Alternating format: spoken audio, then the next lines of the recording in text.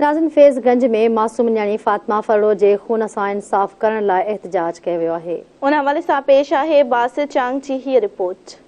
नाज़रीन, शहीद रानी फातिमा फरड़ो जे कातिलनि जी गिरफ़्तारी लाइ ऐं इंसाफ़ी जान मोहम्मद जे कातिलनि जी गिरफ़्तारी लाइ human rights protection forum Pakistan जी जेका मरकज़ी जेका ऑफिस आहे उन खां रैली निकिती आहे। रैली हिन वक़्तु फैज़गंज मुख्य चौक ते पहुती आहे, जिते इंसान दोस्त जेके आहिनि, समाज जे अॻवान आहिनि, सहाफ़ी आहिनि, उहे सरापा एहतजाज बणियल आहिनि। मौजूदु अॻवाननि सां असीं ॻाल्हि ॿोल कंदासीं त हुननि जा कहिड़ा मुतालबात आहिनि। सिंध में human rights protection forum Pakistan जा कारकुन सरापा एहतजाज आहिनि। छो न एहतजाज कनि? जिते मासूम न्याणियुनि सां ज़्यादतियूं थियनि, जिते पीर जेके सैयद आहिनि, जेके मुर्शिद आहिनि, उन्हनि जे घरनि में अहिड़ियूं ज़्यादतियूं थियनि त human rights protection forum human violation खे ते जेको आहे ज़ाब्ते आणण जे लाइ छो न एहतजाज कंदी? जिते हक़ सच जा आलमबरदार राति जी घड़ीअ में 5-6 मिंटनि में शहीद थी वञनि, जेके हक़ सच जो आवाज़ उथारण वारा माण्हू शहीद थी वञनि, त ह्यूमन राइट्स प्रोटेक्शन फोरम पूरे सिंध छा पूरे पाकिस्तान में एहतजाज कंदी।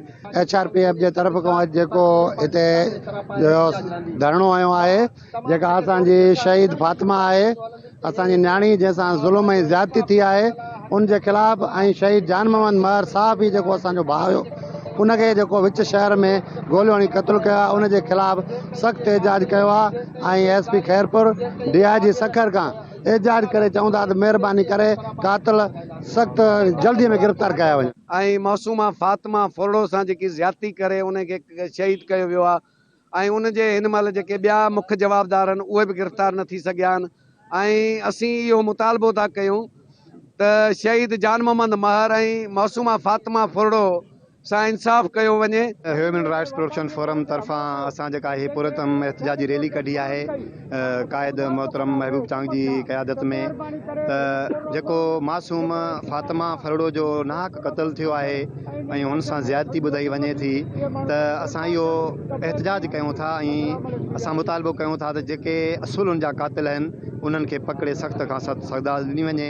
जी नाज़रीन, अॻवान हुया human rights protection forum Pakistan जो जेको चेयरमैन महबूब चांग, तव्हां हुनजी ॻाल्हि ॿोल ॿुधी। हिन जो चवणु आहे त फातिमा फरड़ो सां नाहक थियो आहे, ज़ुल्म थियो आहे ऐं सहाफ़ी जेको आहे जान मोहम्मद उनखे सरेआम क़त्ल कयो आहे। पर सिंध पुलिस जेका आहे उहा कातिलनि ते न पहुती आहे, जॾहिं त तंज़ीमनि अॻवाननि सहाफ़िन ऐं सियासी समाज जे अॻवाननि CM सिंध IG सिंध खां मुतालबो कयो आहे त जान मोहम्मद जे कातिलनि ऐं फातिमा फरड़ो जे कातिलनि खे जल्द खां जल्द गिरफ़्तार करे उनखे कानून जे कटोरे में आंदो वञे। साथी रिपोर्टर राणा कमर, ज़मा सां गॾु बासित चांग, धरती TV न्यूज़, फैज़गंज।